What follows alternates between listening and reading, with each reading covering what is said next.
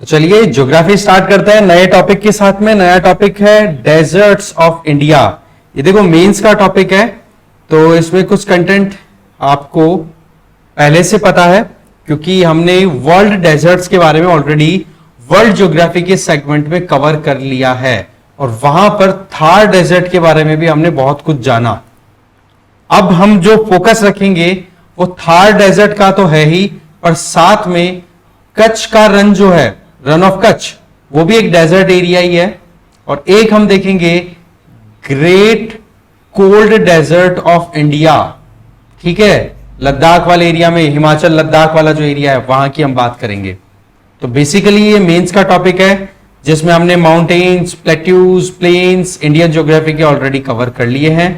Pre में तो सिर्फ इतना सा ही है, पर डेजर्ट्स हैं आपके वो मेंस में एडेड हैं। ओके, तो उस पॉइंट ऑफ व्यू से आज का हमारा एक्सक्लूसिव टॉपिक है that is desserts of India. देखो डेजर्ट की डेफिनेशन हम ऑलरेडी देख चुके हैं जिसमें कहा क्या जाता है कि जी एनुअल रेनफॉल है वो लेस देन 25 सेंटीमीटर्स अगर आ रहा है, दैट मींस वो एरिया क्या है, वाटर स्कैंट, वाटर की वहां पर स्कैरसिटी मिलेगी।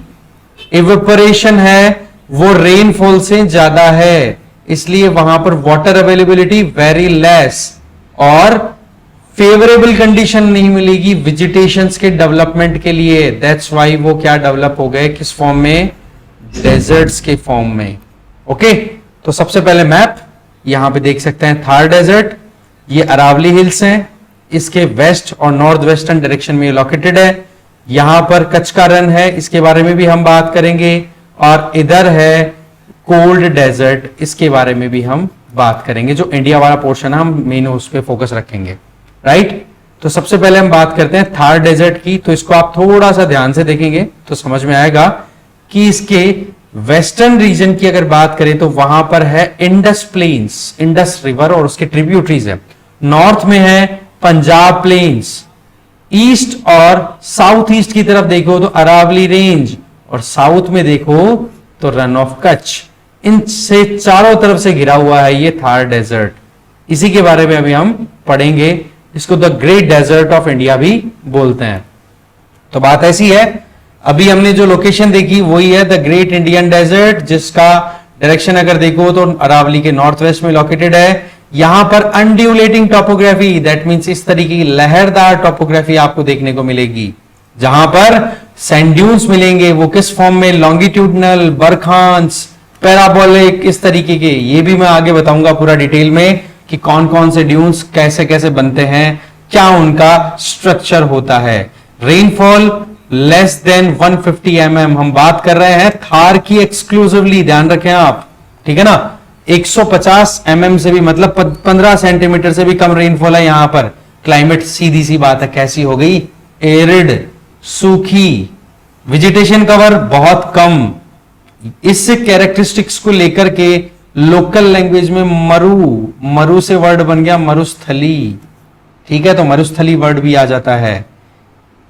अब आपने जो जियोलॉजिकल टाइम स्केल देख लिया हो तो देखो रिकॉल कर लोगे अभी कि हाँ जी मेसोजोइक इरा के टाइम की अगर बात करें तो ये एरिया टेथिस सी के अंडर आया करता था। अब फिर से हम मैप पे चलेंगे, वहां से मैं आपको थोड़ा सा समझाऊंगा। देखो यहां पर आप समझ सकते हो, this portion is Eurasian plate and this portion जो कि साउथ में है इसके इंडियन प्लेट। तो इंडियन प्लेट कहां से आई, साउथ पोल से उड़ती उड़ती, और इधर यूरेशियन प्लेट जो कि अंगारा लैंड या लॉरेंशिया का ही पार्ट थी। तो आप देखो इनके बीच में जब पेंजिया का डिवीजन हुआ था उस टाइम पर यहां पर क्या था, पेंजिया का जब डिवीजन हुआ तो नॉर्थ में तो लॉरेंशिया या फिर अंगारा लैंड था, और साउथ में क्या था, गोंडवाना लैंड। और गोंडवाना लैंड और साउथ, ये इनको दोनों को सेपरेट करने वाली वाटर बॉडी टेथिस सी, और वो टेथिस सी यहीं पर लोकेटेड था क्योंकि धीरे धीरे जब इंडियन प्लेट नॉर्थ ईस्ट की तरफ फ्लाइट करती हुई आई तो यहां पर प्रेजेंस थी टेथिस सी की, और वो टेथिस सी की जगह पर ही ये प्लेन्स डेवलप हुए हैं जिनको ग्रेट इंडियन प्लेन्स बोला जाता है, इंडो ब्रह्मपुत्रा प्लेन्स, और साथ में ये डेजर्ट। तो ऐसे में यहां पर आपको बहुत से एविडेंसेस मिलेंगे, Sambhar lake, Didwana lake, Pachpadra lake, these are considered as reminants, remaining part of Tethys सी।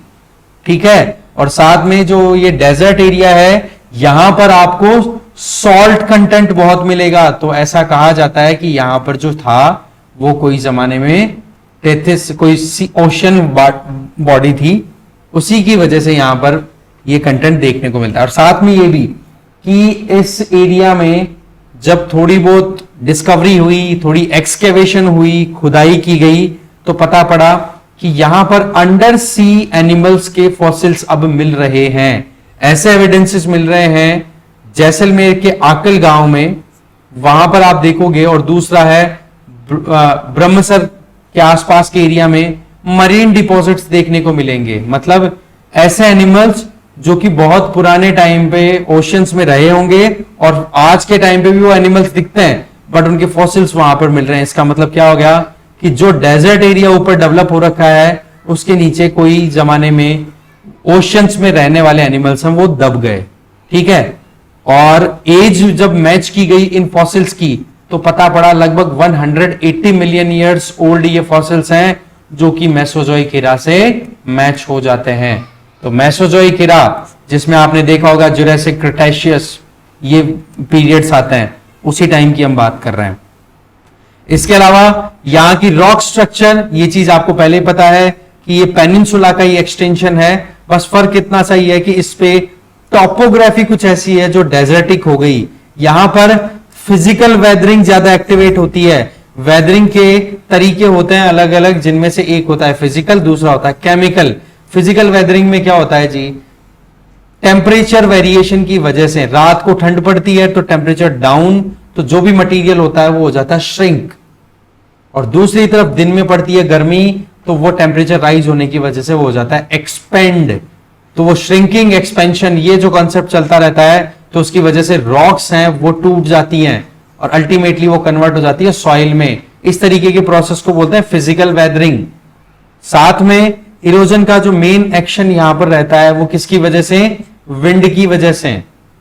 तो आप देखो पेनिनसुलर प्लेट्यू का ही एक्सटेंशन होने के बावजूद भी इसके सरफेस पे आपको क्या दिखाई देगा, सैंड, बहुत सारी मिट्टी।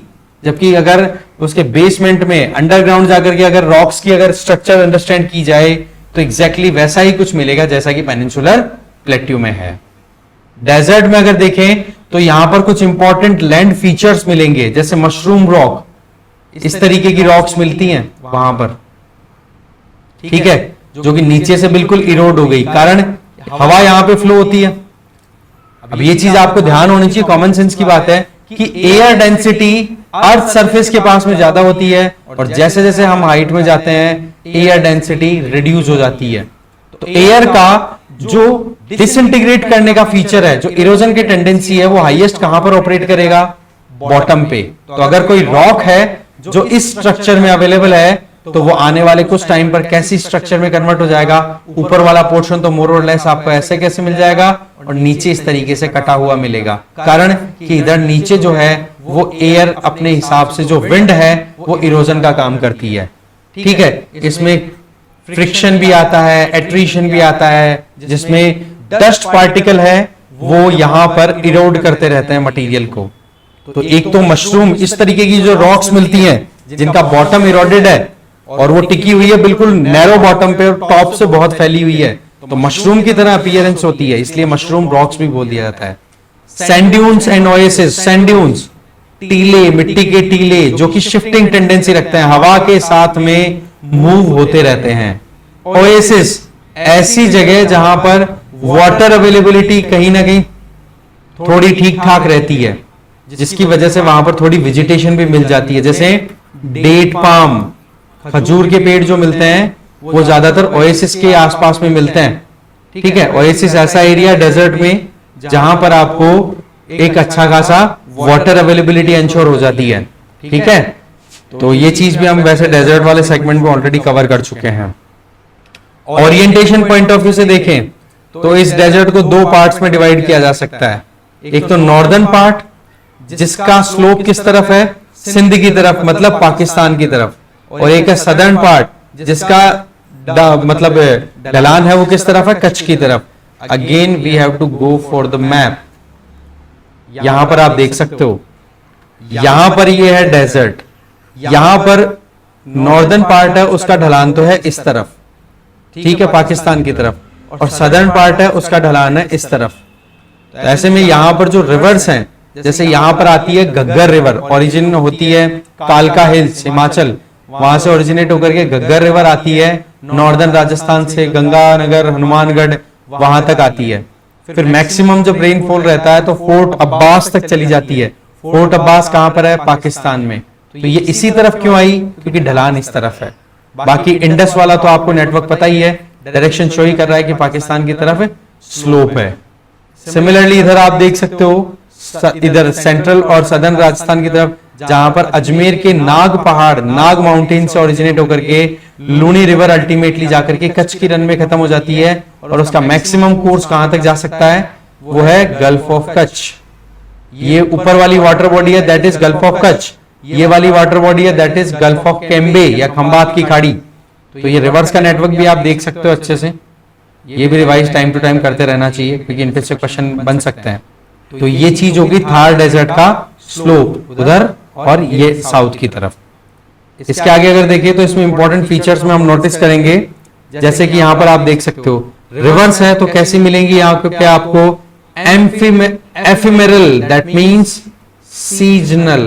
बारिश होती है तब तो रेनफॉल अच्छा खासा, आई मीन जो रिवर्स है वो फ्लो होती है, स्ट्रीम्स हैं वो फ्लो होती हैं, और जब बारिश खत्म हो जाती है तो उस टाइम पर ये खत्म। इतना सा है, ठीक है। यहाँ पर 12 महीने फ्लो होने वाली कोई रिवर नहीं है राजस्थान में। अगर हम देखें बनास है तो बहुत कम रेनफॉल, कम फ्लो है। हाँ, माही और एक चंबल, ये 2 रिवर्स हैं जिनमें थोड़ा सा थ्रू आउट ईयर फ्लो रहता है। पर हम जब डेजर्ट की बात करें तो डेजर्ट वाले एरिया में आपको कोई भी पेरिनियल रिवर नहीं मिलेगी जो कि पूरे साल फ्लो होती हो। लूनी रिवर जो कि सदर्न पार्ट में फ्लो होती है, अल्टीमेटली वो जाकर के मिल जाती है कहां, रन ऑफ कच्छ में, ठीक है। और राजस्थान का ही ये मेन पोर्शन है, तो राजस्थान के बारे में तो आपने ऑलरेडी राजस्थान ज्योग्राफी में देख लिया होगा। नहीं देखा तो आप पोर्शन शुरुआत के 3 या 4 वीडियोस हैं उस प्लेलिस्ट के, वो जरूर देख लो, जिससे आपको राजस्थान की ज्योग्राफी पूरी अच्छे से समझ में आ जाएगी, ठीक है। लो प्रेसिपिटेशन, रेनफॉल बहुत कम है, इवेपोरेशन ज्यादा है, तभी तो ये डेजर्ट बना। इसका मतलब यहाँ पर पानी की कमी है, ये भी हमारा ऑलरेडी क्लियर है। साथ में कुछ दूरी तक पानी फ्लो होकर के डिसअपियर हो जाता है, क्योंकि वहां पर ऑलमोस्ट डेजर्ट ही डेजर्ट है। और अगर जाके कहीं इकट्ठा भी होता है पानी आसपास की स्ट्रीम से फ्लो होकर के, तो वो इकट्ठा होता है, उन लेक्स को हम क्या बोलते हैं, प्लाया, ठीक है ना, ये ध्यान रखें। और ये जो लेक्स होती है ना प्लायास, इनका पानी कैसा होता है, ब्रैकिश। ब्रैकिश का मतलब खारा, सैलाइन वाटर होता है। इसके पीछे वजह क्या है कि जो डेजर्ट एरिया है, उस डेजर्ट एरिया में बहुत ज्यादा सॉल्ट कंटेंट है। वो सॉल्ट कंटेंट जब रेनफॉल आता है तो उस पानी के साथ डिसॉल्व हो जाता है, और वो डिसॉल्व्ड वाटर अल्टीमेटली इकट्ठा हो जाता है कहां पर, इन प्लायाज में, जिनसे वो पानी वैसे यूज भी हो जाता है, पर इनमें ज्यादातर पानी कैसा आ रहा है, सॉल्टी। तो जैसे जैसे पानी इवेपोरेट होता है वैसे वैसे नीचे कंटेंट किसका इकट्ठा हो गया, सॉल्ट का। तो प्लायास का यूज किया जाता है सॉल्ट मैन्युफैक्चरिंग में, दैट मींस नमक बनाने का भी काम किया जाता है वेस्टर्न राजस्थान में। अब बात आती है लोकेशन, तो भाई लोकेशन तो आपको ऑलरेडी बता दी है, इंडिया के वेस्टर्न पार्ट में लोकेटेड है, जो कि हमने ऑलरेडी देख लिया है। तो उसी चीज को बताया जा रहा है कि ये जो डेजर्ट है, ग्रेट थार डेजर्ट या ग्रेट इंडियन डेजर्ट, इसमें आप देख सकते हो राजस्थान में है, नॉर्थ वेस्टर्न इंडिया में लोकेटेड है, ये आपको पता ही है। और बाकी इसका एक बड़ा हिस्सा पाकिस्तान के पंजाब और सिंध प्रोविंस में भी फैला हुआ है। तो पाकिस्तान और इंडिया में फैला हुआ है ये डेजर्ट, ये तो क्लियर है ही। अब इस एरिया के बारे में कुछ और जाने। Arid region, again 2 lakh square kilometre area है, नेचुरल बाउंड्री बनाता है ये इंडिया और पाकिस्तान के बीच में। इसके अलावा यहाँ पर जो भी स्ट्रक्चर्स मिलेगी वो कैसी, एओलियन। एओलियन का मतलब हवा की एक्शन की वजह से जो डिपॉजिटेड मटेरियल होता है या डिपॉजिटेड स्ट्रक्चर बनती है, that these are known as aeolian. यहां पर आप देख सकते हो सैंड ड्यून्स हैं, वो बने रहते हैं जिनकी हाइट बहुत ज्यादा भी हो सकती है, बहुत कम भी हो सकती है, और कुछ हिल्स भी मिलेंगी छोटी मोटी जो कि बैरन हिल्स हैं, बिल्कुल न्यूड, मतलब कोई वेजिटेशन नहीं है, और उनको भाकर बोल दिया जाता है इधर, याद रखोगे भाकर, ठीक है ना। सैंड ड्यून्स है, उनको बरखान भी बोला जाता है, और यहां पर अलग अलग टाइप के जो सैंड ड्यून्स मिलते हैं उनकी अगर हम देखें तो वो स्ट्रक्चर पॉइंट ऑफ व्यू से आइडेंटिफाई करने में इजी रहते हैं, जैसे कि आपके सामने स्क्रीन पे है। नंबर 1, मैंने एक चीज पिछले डिस्कशन में गलत बताई थी, आप प्लीज उसको करेक्ट कर लेना, वो ये कि बरखांस जो हैं इस तरीके के क्रिस्टल शेप होते हैं, ठीक है, चांद के आकार के, अर्ध चंद्राकार, राइट। इसमें आप देखो ये जो विंड डायरेक्शन है ना, उस डायरेक्शन को ही बरखान के जो ये इधर हॉर्न्स हैं ये शो करते हैं, जबकि मैंने क्या बताया था कि बरखान में ऑपोजिट डायरेक्शन है, ऑपोजिट वाला सॉरी वो बरखान नहीं होता, वो पैराबोलिक होता है। यहां पर देखो, जब सैंड ड्यून्स इस तरीके से बने और हवा की डायरेक्शन के बिल्कुल ऑपोजिट डायरेक्शन में उसके हॉर्न्स की डायरेक्शन हो तो वो पैराबोलिक ड्यून्स कहलाएंगे, जबकि हवा की डायरेक्शन को ही शो कर रहे हैं उन ड्यून्स को हम बोलेंगे बरखान। तो वो करेक्शन प्लीज आप कर लेना, गलती हो गई थी मुझसे। इसके अलावा इस तरीके के सैंड ड्यून्स भी बन जाते हैं, वो क्या होते हैं, लीनियर ड्यून्स। इसके अलावा हवा की डायरेक्शन ये है पर इस तरीके के ड्यून्स बिल्कुल यूं, ठीक है, तो इनको बोला जाएगा ट्रांसवर्स ड्यून्स। इसके अलावा बरखान वाला और इनका कॉम्बिनेशन ट्रांसवर्स का, बरखान बन भी रहे हैं और साथ में इस तरीके से सेटल है, ये बरखान भी बन रहे हैं और एक ट्रांसवर्स की तरह भी सेटल है, तो इनको क्या बोलेंगे, barchan dunes becoming transverse dunes, जब ये एक दूसरे को ज्वाइन कर लेते हैं तब। और ये स्टार ड्यून्स, जब बीच में एक पीक बन जाए और आसपास में इस तरीके से क्रिएशन हो जाए, ठीक है। और लॉन्गिट्यूडनल ड्यून्स क्या होते हैं, हवा की डायरेक्शन के पैरेलली जो ड्यून्स सेटल हो जाता है, ठीक है, उनको लॉन्गिट्यूडनल बोलते हैं। और जब हवा के जस्ट परपेंडिकुलर बन रहे हैं उनको ट्रांसवर्स ड्यून्स बोलते हैं। तो ये इमेज है ना, बड़ी काम की है, इसको आप ध्यान रखोगे, इसमें से क्वेश्चन बन सकता है, कोई बड़ी चीज नहीं है, इवन डायग्राम भी ड्रॉ करवा ले, कोई बड़ी चीज नहीं होगी, ठीक है, थोड़ा ध्यान रखें आप इसका।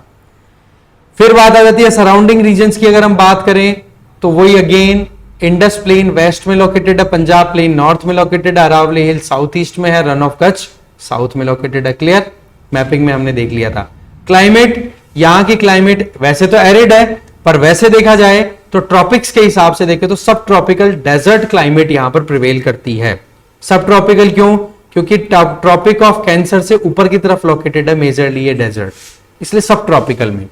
High pressure belt any time created है, तभी तो यहां पर हवाएं क्या है, नीचे सबसाइड करती हैं। याद करो वर्ल्ड ज्योग्राफी का डेजर्ट वाला कॉन्सेप्ट, हवाएं सबसाइड करती हैं, नीचे बैठती हैं, और जब हवाएं नीचे बैठेंगी तो भाई रेनफॉल का तो कोई स्कोप ही नहीं बनेगा, क्योंकि कंडेंसेशन के लिए हवाओं का ऊपर उठना जरूरी है, और हवाएं जब ऊपर उठती है तो टेम्परेचर डाउन होता है, तो क्लाउड फॉर्मेशन होता है, तो रेनफॉल होता है। बट यहां पर तो उल्टा हो रहा है भाई, हवाएं बैठ ही नीचे रही है तो क्लाउड फॉर्मेशन का कोई स्कोप नहीं है, दैट मीन्स क्लियर स्काई। इसीलिए दोपहर में गर्मी पड़ती है तो ये पड़ती है, और रात को ठंडी होती है तो ऐसी ठंड होती है, ठीक है, क्योंकि साफ है आकाश। अगर बादल बीच में आते तो हिंड्रेंस क्रिएट कर सकते थे, पर बादल है ही नहीं, ये हो गया पॉइंट। रेनफॉल ना होने का एक कारण एक और है, जिसको हम थोड़ा सा मैप पे समझ लें तो ज्यादा ठीक रहेगा। सीधा अभी हम मैप पे चलते हैं, यहां पर आपके सामने आ गया मैप। तो भाई बात ऐसी है, अरावली रेंज यहां पर लोकेटेड है, हमारे यहां पर रेनफॉल या तो साउथ वेस्ट मॉनसून से आता है, या हमारे पास में रेनफॉल आता है साउथ ईस्ट मॉनसून से। तो साउथ वेस्ट मॉनसून तो देखो अरावली के साथ साथ में ऐसे कैसे निकल जाता है, रेनफॉल बिल्कुल भी नहीं करता। सिंपल सी बात है, क्योंकि ऑब्स्ट्रक्शन ही नहीं है, ओरोग्राफिक रेनफॉल की पॉसिबिलिटीज ही नहीं है। फिर बात आ जाती है साउथ ईस्ट मॉनसून की, तो भाई साउथ ईस्ट मॉनसून तो अरावली के इस तरफ रेनफॉल करेगा, विंड साइड में, विंड वर्ड डायरेक्शन में रेनफॉल होती है, और फिर वो हवाएं इधर से क्रॉस करके उधर जाएं, तब तक उनमें मॉइस्चर की कमी आ जाती है, क्योंकि पूरे इंडिया में पहले रेनफॉल करके आती है वो। तो इस तरीके से क्या हो गया, साउथ ईस्ट भी इतना ज्यादा रेनफॉल करता नहीं है, तो ऐसे में थार डेजर्ट रह गया बेचारा सूखा का सूखा। तो ऐसी कुछ मैकेनिज्म आपको याद रखने पड़ेंगे, ये कॉन्सेप्चुअल क्लैरिटी आपकी जरूरी है, ठीक है ना। लेक्स की हम बात कर ही चुके हैं, इधर प्लायास जिनको बोलते हैं, और लोकल लैंग्वेज में उनको ढांड भी बोला जाता है, ठीक है ना। प्लायास का कॉन्सेप्ट हम ऑलरेडी देख चुके हैं, दोबारा नहीं बताऊंगा। फ्लोरा एंड फोना, यहां पर एनिमल्स कौन कौन से मिलेंगे देखो। फ्लोरा की बात करो, कैक्टस, नीम, खेजड़ी, एकेशिया, निलोटिका, ये आ गए सारे, बबूल, खेजड़ी, ये कांटे वाले सारे के सारे। आपको पता ही है इन्होंने अडेप्टेबिलिटी डेवलप कर ली, अपनी जो लीव्स है उनकी साइज बहुत कम कर ली और कई लीव्स तो बिल्कुल कांटों में कन्वर्ट हो गई। कैक्टस देखो उसकी लीव्स कैसी हैं, बिल्कुल कांटों जैसी, कांटे ही होते हैं उनके। तो इवेपोरेशन, ट्रांस इवेपोरेशन ना हो, पत्ती की साइज कम होगी, उतना ही कम हीट एब्जॉर्ब करेगी, उतना ही कम पानी छोड़ना पड़ेगा उस पर्टिकुलर प्लांट को। तो ये अडेप्टेबिलिटी है, ठीक है। तो प्लांट्स तो ये हो गए। फिर यहाँ के एनिमल्स, लेपर्ड मिल जाएंगे, एशियाटिक वाइल्ड कैट मिल जाएगी, चौसिंगा, या फिर आप चिंकारा की बात कर लो, या बंगाल डेजर्ट फॉक्स है वो मिल जाएगी, ब्लैक बग।